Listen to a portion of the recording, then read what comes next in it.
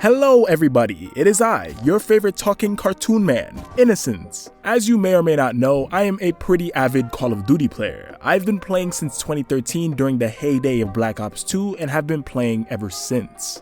I consider myself pretty good at the game, whenever I have time to play it, that is. See, the unfortunate thing about getting older is that despite being able to do what you want, is that you can't really do what you want, assuming you need to eat, of course. If you're a part of the all-superior race of lizards that doesn't need money like Mark Zuckerberg, for instance, then you might be different. You might have a bit more free time than the average guy. But even then, that's a might, maybe. Adulthood, I rate it -1 out of 10, would never do it again. However, I'm only 22 at the time of recording this video, and I do need to eat, which means I then must go through the pains of college and or a full-time job like everyone else. But in 2013, when I first entered the Call of Duty franchise, I was just 13 years of age. So when I first started playing Call of Duty, Black Ops 2 was my first game, and I'd say I played it pretty casually. I mean, it was nothing crazy. I'd say maybe 1,800 hours on my main account with 300, maybe 400 hours on my alternate. That's not insane, I don't think. Listen guys, I was a 13-year-old with a lot of free time. Please don't make fun of me in the comments. The point is, I played Black Ops 2 almost religiously for the better part of 2 years. I think, to this day, it's still my most played video game ever, full stop. I literally don't know where I found the energy to put that many hours into a single game. Nowadays, a developer is lucky to keep my attention for 20 hours, if that. Black Ops 2 was like an addictive drug to my young adolescent mind, and rightfully so. It was a ridiculously good game. And unfortunately, I played it so much I probably still know it like the back of my hand, even 9 years later. And let that number stick in your mind for a while. It has been 9 years since Call of Duty Black Ops 2 released, and some of the people who played it during their college days have probably started families and have had kids who are younger than this game. Black Ops 2 has been around for a very long time. It is by no means a new experience, and recently I decided to go on a bit of a nostalgia run and see how my favorite childhood game has developed over the years. I mean, back in 2013, when I first played it, my computer specs, and yes, I play on PC, the superior gaming platform, #PC Master Race. My computer specs were hands down probably worse than the phone that you're holding in your hands right now. I literally couldn't even run the game at 1080p low settings, and I was so new to the platform I didn't even know I could change my graphics settings until one of my good friends, Omar, shout out to you Omar, explained to me that PC graphics settings could be changed unlike consoles. And even after turning the game into a literal Tetris simulation and running the settings at the absolute lowest they could be, and even turning the game's render resolution down to 720p, I still only averaged around 50 frames per second. Yeah, that's how bad of a computer we were talking. Now, 50 frames per second was more than enough to go ham on the fools who dare stood in the way of my tried and true Scar H with the stock and suppressor. You know, I dropped them like flies. But I was still pretty excited to hop on today with my much more powerful gaming rig and seeing how it felt to play with a decent computer. So I went to the product page on Steam and bought it again. For $59.99. What the fuck? It is absolutely mind-boggling how Activision Blizzard, the parent company of the Call of Duty franchise, could get away with charging full price for a game that came out literally 9 years ago. I mean, this game costs as much right now as it did in 2012 on release day, which is quite literally a spit in the face to whomever might want to pick it up and experience it in some way.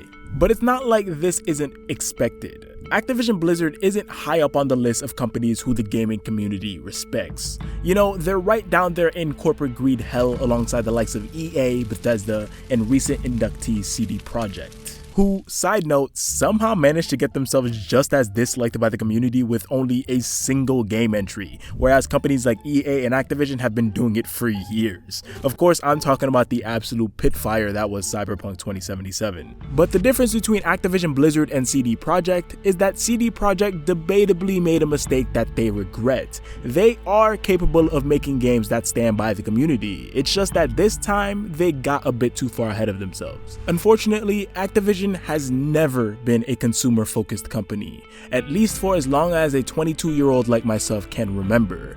They've always been profit-focused. In fact, with all of the stuff and allegations going on at Activision Blizzard involving sexual harassment, discrimination, and even the death of a female employee, which if you haven't looked into already, I implore you to please do so, it's not a surprise that both Microsoft and Sony are considering the termination of all business relations with Activision Blizzard entirely.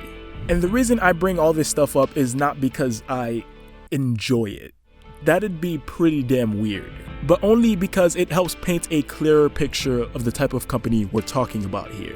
You know, there used to be jokes that EA was the worst of them all when it came to corporate nonsense that ruined gaming after the whole FIFA loot crate debacle and the vice president of the company saying that loot crates aren't gambling, they're ethical surprise mechanics, which is pretty bad, I won't lie to you.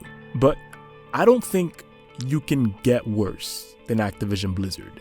If rock bottom exists, I think I've seen it. 99% of the time, Activision isn't worried about how their products feel in the hands of gamers. Just look at the state of Call of Duty Vanguard if you haven't. And as it turns out, they weren't even worried about their own employees either. The only thing they were ever worried about was how much money they could get out of your paycheck. And I wouldn't even be surprised if the executives didn't even play their own games. I mean, how could they? I know a lot of you guys on the channel probably aren't Call of Duty players, as I'm not a Call of Duty channel, but it has been my multiplayer game of choice behind the scenes for pretty much my entire gaming career. And I can confidently say that it's downright shocking that Activision would rather meet a fourth quarter deadline than consider the physical and emotional health of their employees or the state of the game when it releases for that matter. And I'm not even talking crunch, that's an entirely different beast in and of itself. Feels kind of odd talking about something so seriously, but it's just super infuriating that a company could even operate like this. Like, why is a 9-year-old game still at full price if not just to milk the nostalgia of the loyal customers they once had? Like, imagine if Grand Theft Auto 4 was still selling for a full $60, or Mario Kart Wii.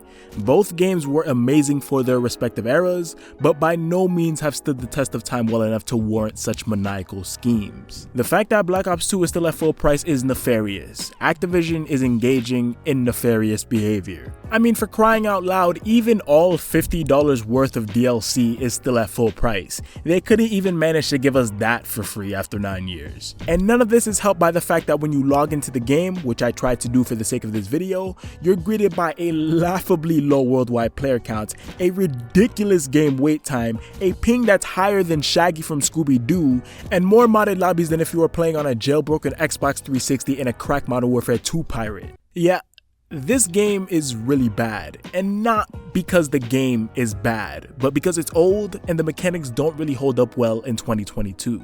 The graphics look like someone threw wet sand all over your screen, and not to mention you can't even play it as intended. And at the time of making this video, you can find Grand Theft Auto 4 for around $8.99 on most online shops, and during sales I regularly see it go down to $3.99, and that's for the entire game, the complete edition, which comes with every single piece of content to have ever been released for GTA 4. And Mario Kart Wii? Well, actually, you can only find that for more than full price because Nintendo only made physical versions of the game, and something is dearly wrong with the Nintendo fandom. Like, no hate, hashtag all love, hashtag gaming positivity and all that, but we're talking about the same fan base who buys amiibos and charges $10K for Pokemon cards. Personally, I don't see the point, but hey, to each their own. So yes, the reason Mario Kart Wii is that expensive today is because it's seen as a bit of a collector's item. But Black Ops 2 is not a collector's item. In my opinion, the game as it is now, the entirety of the game isn't worth more than $1.99. And yes, I am completely serious. But of course, you're welcome to drop your opinions down below. With that being said, dudes and dudettes, if you liked the video, leave a like. If you dislike the dislike, and be sure to subscribe so you never miss a future upload on the channel. Oh, and hit that bell notification button if you're so inclined. I've been Innocence. You've been the audience. And I'll catch you guys in the next one. Peace out.